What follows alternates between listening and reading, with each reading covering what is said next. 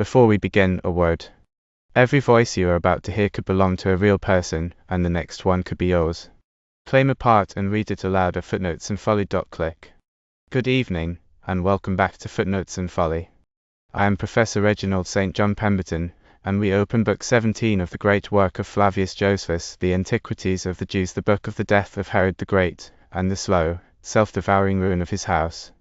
We give it complete, in plain modern English, from Whiston's grand old public domain translation. The plain rendering and the asides are my own. This is Book 17, Part 1. We begin where Book 16 left off, in a house that has already eaten two of its own children. Antipater, the eldest son, the patient schemer who engineered the strangling of his half-brothers Alexander and Aristobulus, stands now as sole heir, and yet is not content, for the surest crown is a dead father's, and he has already prepared the poison. But murder has a way of leaking. Through the quarrels of Herod's brother Pheroras, and the confession of Pheroras' own freedmen after his death, the whole plot comes spilling into the light while Antipater is safely away in Rome. Herod, aging and sick and haunted, hides his rage, and writes his son a fond letter bidding him hurry home. Let us begin and watch a man sail cheerfully toward his own trial. After Antipater had destroyed his brothers, and had driven his father into the deepest wickedness, until Herod was tormented by what he had done, Antipater's hopes for the rest of his life did not turn out as he expected. He had removed the fear that his brothers might rival him for the government, but he found that gaining the kingdom was still extremely difficult, almost impossible, because the nation now hated him intensely for what had happened. Beyond that painful situation, he was even more troubled by the attitude of the soldiers, who had turned away from him. Yet kings depended on the soldiers for their safety whenever the people showed any desire for change. All this danger had come upon Antipater, because he had destroyed his brothers. Even so, he governed the nation jointly with his father, and in practice he was already nothing less than a king. For that very reason Herod trusted him and relied on him more firmly, though Antipater deserved death for the very thing that made him trusted. He seemed to have betrayed his brothers out of concern for Herod's safety, when in truth he had acted from hatred toward them, and before them, toward his father himself. This was the cursed condition in which he stood. All Antipater's schemes now aimed at removing Herod, so that no one would be left to accuse him of the vile plans he was making. He also wanted Herod to have no refuge and no one able to help him, because anyone who did so would make Antipater an open enemy. In fact, the plots he had laid against his brothers had arisen from the hatred he bore his father. At this time Antipater was more determined than ever to carry out his designs against Herod. If Herod died, the government would now be firmly secured to him. But if Herod were allowed to live any longer, Antipater would be in danger if the wickedness he had devised were discovered, and then his father would inevitably become his enemy. For this reason he became very generous to his father's friends, giving large sums to several of them, hoping to surprise people by his good deeds and soften their hatred of him. He also sent great presents to his friends at Rome, especially to win their favor, and above all to Saturninus, the president of Syria. He hoped to win the favor of Saturninus's brother as well through the large gifts he gave him. He used the same method with Salome, the king's sister, who had married one of Herod's chief friends. When Antipater pretended friendship with the people he dealt with, he was very skillful at making them believe him, and very clever at hiding his hatred for those he truly hated. But he could not deceive his aunt. She had understood him for a long time, and was not easily misled, especially since she had already taken every possible precaution to prevent his destructive designs. Antipater's uncle on his mother's side was married to her daughter, and that marriage had come about with Antipater's own approval and management. That daughter had previously been married to Aristobulus, and Salome's other daughter by that husband was married to the son of Callias. But this marriage connection did not stop Salome, who knew how wicked Antipater was, from discovering his plans, just as their earlier kinship had not prevented her from hating him. Herod had forced Salome to marry Alexis, even though she was in love with Silius the Arabian and had become attached to him. Salome submitted to that match at Julia's urging. Julia persuaded her not to refuse it, warning that otherwise she herself would become Salome's open enemy, since Herod had sworn that he would never be friends with Salome if she would not accept Alexis as her husband. So Salome yielded to Julia, because Julia was Caesar's wife, and also because Julia advised nothing except what was greatly to Salome's own advantage. At this same time Herod sent back King Archelaus's daughter, who had been Alexander's wife, to her father. He returned the dowry he had received with her out of his own estate, so that there would be no dispute between them about it. Herod brought up his son's children with great care. Alexander had 2 sons by Glaphyra. Aristobulus had 3 sons by Bernice, Salome's daughter, and also 2 daughters. Once, when Herod's friends were with him, he presented the children before them. He lamented the terrible fate of his own sons, and prayed that no such misfortune would fall on these children. He hoped they would grow in virtue, receive what they justly deserved, and repay him for the care he had given to their upbringing. He also arranged betrothals for them in advance, to take effect when they reached the proper age for marriage. The elder of Alexander's sons was betrothed to Pheroras' daughter, and Antipater's daughter to Aristobulus's eldest son. He assigned one of Aristobulus's daughters to Antipater's son, and Aristobulus's other daughter to Herod, a son of his own, who had been born to him by the high priest's daughter. Among us it is an ancient custom to have several wives at the same time. The king made these marriage arrangements for the children out of pity for them now that they were fatherless, and he tried by these intermarriages to make Antipater kind to them. But Antipater did not fail to hold the same attitude toward his brother's children that he had held toward his brothers themselves. His father's concern for them stirred his anger against them, because he assumed they would become even greater than his brothers had been. Archelaus, being a king, would support his daughter's sons, and Pheroras, being a tetrarch, would receive one of the daughters as a wife for his son. Antipater was also provoked because the whole multitude would pity these fatherless children so deeply, and hate him so much for making them fatherless, that everything would come to light, since the people were no strangers to his vile disposition toward his brothers. So he contrived to overturn his father's arrangements, thinking it a terrible thing for these children to be so closely related to him and so powerful at the same time. Herod yielded to Antipater's request and changed his decision. The new arrangement was that Antipater himself would marry Aristobulus's daughter, and Antipater's son would marry Pheroras's daughter. In this way the betrothals were changed, though the king did not truly approve of the change. At this time King Herod had 9 wives. One was Antipater's mother. Another was the high priest's daughter, by whom he had a son named Herod. He also had one wife who was his brother's daughter, and another who was his sister's daughter. These two had no children. Another of his wives was a Samaritan woman. Her sons were Antipas and Archelaus, and her daughter was Olympias. Olympias was later married to Joseph, the son of the king's brother. Archelaus and Antipas were brought up at Rome with a certain private man. Herod also had Cleopatra of Jerusalem as a wife, and by her he had the sons Herod and Philip. Philip was also brought up at Rome. Pallas was another of his wives, and she bore him his son Phasaelus. Besides these, he had Phaedra and Elpis as wives, and by them he had his daughters Roxana and Salome. As for his elder daughters, who had the same mother as Alexander and Aristobulus, and whom Pheroras had neglected to marry, he gave one in marriage to Antipater, the son of the king's sister, and the other to Phasaelus, his brother's son. This was the posterity of Herod. At this time Herod wanted to make himself secure against the Trachonites. He decided to build, in the middle of their country, a Jewish settlement as large as a city. It would make his own territory harder to attack, and from it he could quickly strike out against the Trachonites and damage them. He had heard that a Jew from Babylon had come with 500 horsemen, all skilled at shooting arrows while riding, and with 100 of his relatives. This man had crossed the Euphrates and was then living at Antioch near Daphne in Syria, where Saturninus, who was then president, had given them a place to live called Valetha. Herod sent for this man and the whole group that followed him. He promised to give him land in the toparchy called Batanea, a country bordering Trachonitis, because he wanted that man's settlement to serve as a guard for him. He also promised that the man could hold the country free from tribute, that the settlers could live there without paying the usual customs, and that the land would be granted to him tax-free. These offers persuaded the Babylonian to come. He took possession of the land, built fortresses and a village in it, and named the village Bethaira. In this way he became a protection for the inhabitants against the Trachonites. He also protected the Jews who came from Babylon to offer sacrifices at Jerusalem, keeping them from being harmed by the Trachonite robbers. As a result, many people came to him from all the regions where the ancient Jewish laws were observed. The country filled with inhabitants because everyone there was free from taxes. This arrangement lasted throughout Herod's lifetime.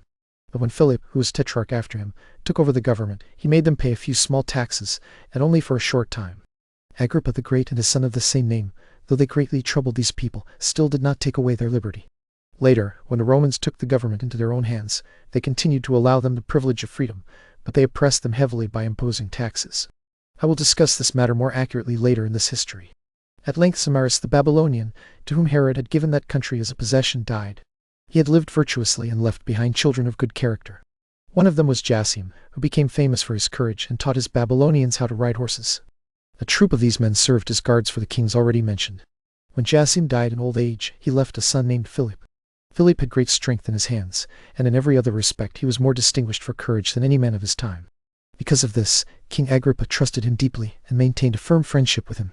Philip also kept an army as large as a king's army. He trained it himself and led it wherever he needed to march. While Herod's affairs stood in this condition, all public business depended on Antipater. His power was so great that he could do favors for as many people as he chose, because his father had allowed him this authority in the hope of securing his goodwill and loyalty. Antipater then dared to push his power still further, since his wicked plans were hidden from his father, and he made Herod believe everything he said. Everyone feared him, not so much because of the power and authority he held, but because he was clever at preparing vile schemes in advance. The person who cultivated friendship with him most of all was Pheroras, who received the same marks of friendship from Antipater. Antipater had craftily surrounded Pheroras with a group of women, as if placing guards around him. Pheroras was deeply enslaved to his wife, her mother, and her sister, even though he hated them for the insults they had offered to his virgin daughters. Still, he endured them, and nothing could be done without the women, who had drawn him into their circle and continued to support one another in everything. Antipater, both through himself and through his mother, was entirely attached to them. These 4 women all said the same thing, though Pheroras and Antipater differed from them on a few unimportant points. The king's sister seldom opposed them. For a long time she had watched all their affairs, and had learned that their friendship was formed for the purpose of doing Herod some harm. She was inclined to tell the king about it. Since they knew that Herod strongly disliked their friendship, because it tended toward injury against him, they tried to keep their meetings from being discovered. They pretended to hate one another and to abuse one another when the occasion allowed, especially when Herod was present or when someone was there who would report it to him. But whenever they were private, their intimacy was stronger than ever. This was the course they followed. Yet they could not conceal from Salome either their first scheme, when they began these intentions, or the progress they afterward made in them. She investigated everything, enlarged the reports when she brought them to her brother, and told him about their secret meetings, their drinking parties, and their hidden councils. If these councils had not been meant to destroy him, she said, they could easily have been open and public. Outwardly, they appeared to be at odds and spoke about one another as though they meant one another harm. But when they were out of sight of the crowd, they agreed very well together. When they were alone, they acted in concert and declared that they would never give up their friendship, but would fight against those from whom they hid their designs. Salome searched out these things, came to know them fully, and then told her brother. Herod understood much of what she said from his own observation, but he still did not dare rely on it completely, because he suspected his sister of slander. There was also a certain sect of Jewish men who took great pride in their exact knowledge of the law of their fathers and persuaded people that they were highly favored by God. This group of women had been drawn in by them. These men were called the sect of the Pharisees. They had the ability to oppose kings greatly. They were a crafty sect, and were easily lifted up to the point of open conflict and harmful action. When all the Jewish people gave assurances of goodwill to Caesar and to the king's government, these men, more than 6,000 in number, refused to swear. When the king imposed a fine on them, Pheroras' wife paid the fine for them. To repay her kindness, and because people believed they had foreknowledge of future events by divine inspiration, they foretold that God had decreed the end of Herod's government, and that his descendants would be deprived of it. They said the kingdom would come instead to her, to Pheroras, and to their children. These predictions were not hidden from Salome, but were reported to the king. He was also told that they had corrupted some people within the palace itself. So the king killed those Pharisees who were chiefly accused, along with Bagoas the eunuch, and one Charis, who surpassed all men of that time in beauty and was his catamite. He also killed everyone in his own family who had agreed with what the Pharisees had foretold. As for Bagoas, the Pharisees had made him proud by telling him that he would be called the father and benefactor of the man who, according to their prediction, was appointed to be king. They said that this king would have all things in his power, and would enable Bagoas to marry and to have children born from his own body. After Herod had punished the Pharisees who had been convicted of the earlier offenses, he called together an assembly of his friends and accused Pheroras' wife. He blamed her insolence for the mistreatment of the virgins, and charged her with bringing dishonor on them. He said she had deliberately stirred up a quarrel between him and his brother, and by her bad temper had brought them almost into open conflict, both by what she said and by what she did. He also said that the fines he had imposed had not been paid, that the guilty people had escaped punishment through her, and that nothing done lately had happened without her involvement. For this reason Pheroras would do well by his own choice and by his own command, not because I beg him or because he merely follows my judgment, to put away this wife of his. She will continue to be the cause of strife between you and me. And now, Pheroras, if you value your relationship with me, put away this wife of yours. By doing this you will remain my brother, and you will continue in your love for me. I will not do so unjust a thing as to renounce my brotherly relationship with you, but neither will I give up my affection for my wife. I would rather die than live without a wife who is so dear to me. Because of this, Herod set aside his anger against Pheroras in these matters, though doing so was very painful for him. Still, he forbade Antipater and his mother to have any conversation with Pheroras, and ordered them to be careful to avoid the women's gatherings. They promised to obey, but they still met whenever they had the chance, and both Pheroras and Antipater continued to hold their own pleasant meetings. A report also spread that Antipater had an unlawful relationship with Pheroras' wife, and that Antipater's mother brought them together. And now Antipater was suspicious of his father and feared that Herod's hatred of him might grow stronger. So he wrote to his friends at Rome, and told them to send word to Herod that he should immediately send Antipater to Caesar. When this was done, Herod sent Antipater there and sent very splendid gifts with him. He also sent his testament, in which Antipater was named as his successor. But if Antipater should die first, then his son Herod Philip, born to the high priest's daughter, was to succeed him. Silius the Arabian went to Rome with Antipater, even though he had done none of the things Caesar had ordered him to do. Antipater also accused Silius of the same crimes of which Herod had previously accused him. Silius was also accused by Aretas of having killed, without his consent, many leading Arabians at Petra. In particular, he was accused of killing Somas, a man worthy of honor from everyone, and of killing Fabatus, a servant of Caesar. These charges against Silius arose from the following situation. There was a man named Corinthus, one of Herod's bodyguards, who belonged to Herod and was greatly trusted by him. Silius had persuaded this man by offering him a large sum of money to kill Herod, and Corinthus had promised to do it. Fabatus learned of this, because Silius himself had told him and informed the king. Herod seized Corinthus and put him to torture, and in that way drew the whole conspiracy out of him. Herod also seized 2 other Arabians who were revealed by Corinthus. One was the head of a tribe, and the other was a friend of Silius. The king put both of them to torture, and they confessed that they had come to encourage Corinthus not to fail in carrying out what he had undertaken, and to help him with their own hands in the murder if their help should be needed. So when Herod disclosed the whole matter to Saturninus, Saturninus sent them to Rome. At this time Herod ordered Pheroras to withdraw into his own tetrarchy, since he was so stubborn in his affection for his wife. Pheroras did this very willingly, and swore many oaths that he would not return until he heard that Herod was dead. In fact, when the king fell sick and Pheroras was asked to come to him before he died, so that Herod might entrust him with some final instructions, Pheroras respected his oath so much that he would not come. Yet Herod did not hold on to his hatred of Pheroras. He gave up his earlier decision not to see him, for the serious reasons already mentioned. As soon as Pheroras himself began to be ill, Herod came to him without being sent for, and when Pheroras died, Herod took care of his funeral, had his body brought to Jerusalem and buried there, and appointed a solemn mourning for him. This death of Pheroras became the beginning of Antipater's misfortunes, although Antipater had already sailed for Rome. God was now about to punish him for the murder of his brothers. I will explain this history very clearly, so that it may stand as a warning to mankind to take care to guide their whole lives by the rules of virtue. As soon as Pheroras had died and his funeral was finished, 2 of Pheroras's freedmen, men he had valued highly, came to Herod.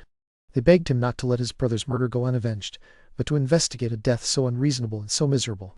Their words moved Herod, because they seemed truthful.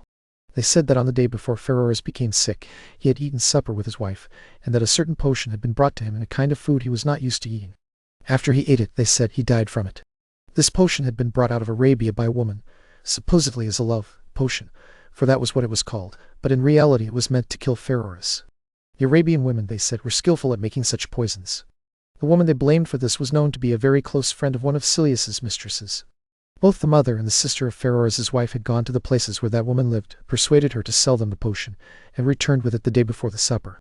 At this Herod became angry. He put the female slaves to torture, along with some free women who were with them. Still, the matter did not yet come to light, because none of them would confess. At last, while suffering extreme pain, one of them said only this. She prayed that God would send the same torments upon Antipater's mother, because she had brought all these miseries upon them. That prayer led Herod to increase the women's tortures, until everything was discovered, their cheerful meetings, their secret gatherings, and how what Herod had told his son alone had been revealed to Pheroras's women. What Herod had ordered Antipater to keep secret was the gift of 100 talents, given to him so that he would have no dealings with Pheroras. They also revealed the hatred Antipater had for his father, and how he complained to his mother that his father lived far too long. He said that he himself was almost an old man, so that even if the kingdom came to him, it would not bring him much pleasure. He said there were many of his brothers, or his brothers' children, being brought up, who might also hope for the kingdom, making his own hopes uncertain. Even then, if Antipater himself did not live, Herod had arranged that the government should go not to his son, but rather to a brother. Antipater had also accused the king of great cruelty and of murdering his sons. He said that fear that Herod might do the same to him was what made him plan his journey to Rome, and made Pheroras plan to go to his own tetrarchy. These confessions agreed with what Herod's sister had already told him. They greatly strengthened her testimony, and cleared her from the suspicion that she had been unfaithful to him. So, when the king had satisfied himself about the malice that Doris, Antipater's mother, and Antipater himself bore toward him, he took from Doris all her fine ornaments, which were worth many talents, and sent her away. He then made peace with Pheroras's women. But the man who most stirred the king against his son was one Antipater, the procurator of Antipater the king's son. Under torture, he said, among other things, that Antipater had prepared a deadly potion, and given it to Pheroras, asking him to give it to his father while Antipater was absent, and too far away for suspicion to fall on him. Antiphilus, one of Antipater's friends, had brought the potion out of Egypt. It had then been sent to Pheroras by Thendion, the brother of the mother of Antipater the king's son, and by that means it came to Pheroras's wife, because her husband had given it to her to keep. When the king questioned Pheroras's wife about the potion, she confessed. As she ran to fetch it, she threw herself down from the roof of the house. Yet she did not kill herself, because she landed on her feet. The king comforted her and promised pardon to her and her household if they concealed nothing of the truth from him, but threatened her with the worst miseries if she proved ungrateful and hid anything. She promised and swore that she would tell everything openly and explain exactly how it had all been done. Many people considered what she said entirely true. She said that the potion had been brought out of Egypt by Antipater, and that his brother, who was a physician, had obtained it. When Thendion brought it to us, I kept it because Pheroras entrusted it to me. It had been prepared by Antipater for you. When Pheroras became sick, and you came to him and cared for him, he saw the kindness you had for him, and his mind was overcome by it. So he called me to him and said, O woman, Antipater has trapped me in this matter concerning his father and my brother. He persuaded me to intend murder against him, and obtained a potion to serve that purpose. Since my brother still seems to have the same good disposition toward me that he had before, and since I do not expect to live long myself, go and fetch my potion, so that I may not defile my forefathers by murdering a brother, and burn it before my face. So I immediately brought it and did as my husband ordered. I burned the greater part of the potion, but I kept a little of it, so that if the king treated me badly after Pheroras' death, I might poison myself and escape my miseries. After saying this, she brought out the potion, and the box in which it was kept, in front of them all. Another brother of Antipater, and his mother also, confessed the same things under the extreme pain of torture, and admitted that the box was the one that had been brought out of Egypt. The high priest's daughter, who was the king's wife, was also accused of knowing all this and intending to conceal it. For that reason Herod divorced her, erased her son from his testament, where he had been named as one who would reign after him, removed the high priesthood from his father-in-law Simeon the son of Boethus, and appointed Matthias the son of Theophilus, who was born at Jerusalem, to be high priest in his place. While these things were happening, Bathyllus, Antipater's freedman, also came from Rome. Under torture, it was discovered that he had brought another potion, meant to be placed in the hands of Antipater's mother and Pheroras, so that if the first potion did not work on the king, this one at least might carry him off. Letters also arrived from Herod's friends at Rome, written with Antipater's approval and at his suggestion, accusing Archelaus and Philip. The letters claimed that they slandered their father because of the killing of Alexander and Aristobulus, and that they pitied the deaths of those men. They also said that because Archelaus and Philip had been sent for to come home, since their father had already recalled them, they concluded that they themselves were also going to be destroyed. These letters had been obtained by Antipater's friends through large rewards. Antipater himself also wrote to his father about the same matters, laying the heaviest accusations against Archelaus and Philip. Yet he also entirely excused them from guilt, saying they were only young men and blaming their words on their youth. He said that he himself had been very busy with the affair concerning Silius and with gaining influence among the great men. For that purpose, he said, he had bought splendid ornaments to present to them at a cost of 200 talents. Now one may wonder how it happened that, although so many accusations had been brought against him in Judea during the 7 months before this time, Antipater learned nothing of them. The reasons were that the roads were carefully guarded, and that people hated Antipater. There was nobody willing to risk himself in order to give him any advantage. When Antipater wrote to Herod that he had completed everything he had been sent to do, and had done it in the required way, and that he would soon come to him, Herod hid his anger and wrote back as if nothing were wrong. He told Antipater not to delay his journey, in case some harm should happen to Herod while Antipater was away. He also made a small complaint about Antipater's mother, but promised to put those complaints aside when Antipater returned. He expressed deep affection for him, because he feared Antipater might suspect the truth and postpone the journey. Herod also feared that, while Antipater remained at Rome, he might plot for the kingdom and do something against Herod himself. Antipater received this letter in Cilicia. Before that, while he was at Tarentum, he had already heard that Pheroras was dead. This news struck him hard, not because he loved Pheroras, but because Pheroras had died without murdering his father, as he had promised Antipater he would do. When Antipater reached Celenderis in Cilicia, he began debating whether he should sail home, for he was deeply troubled by the expulsion of his mother. Some of his friends advised him to wait somewhere for a while until more information came. Others urged him to sail home at once, saying that once he arrived he would quickly end all the accusations, and that the only thing giving his accusers any strength was his absence. Antipater followed this second advice. He sailed on and landed at the harbor called Sebastus, which Herod had built at enormous expense in honor of Caesar, and named Sebastus. By then Antipater was plainly in a miserable state. No one came to meet him or greet him as they had done when he left, with joyful shouts and good wishes. Instead, nothing prevented them from receiving him with bitter curses, because they believed he had come back to suffer punishment for murdering his brothers. At this time Quintilius Varus was in Jerusalem. He had been sent to succeed Saturninus as president of Syria, and he had come to advise Herod at Herod's request in the present affairs. While Varus and Herod were sitting together, Antipater came in, knowing nothing of what had happened. He entered the palace dressed in purple. The gatekeepers admitted him, but they shut out his friends. Antipater was immediately thrown into great confusion, and soon understood the danger he was in.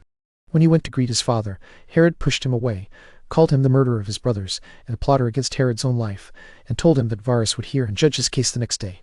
Antipater realized that the disasters he had just heard about had already overtaken him. Overwhelmed by their seriousness, he went away in confusion. His mother and his wife met him there. His wife was the daughter of Antigonus, who had been king of the Jews before Herod.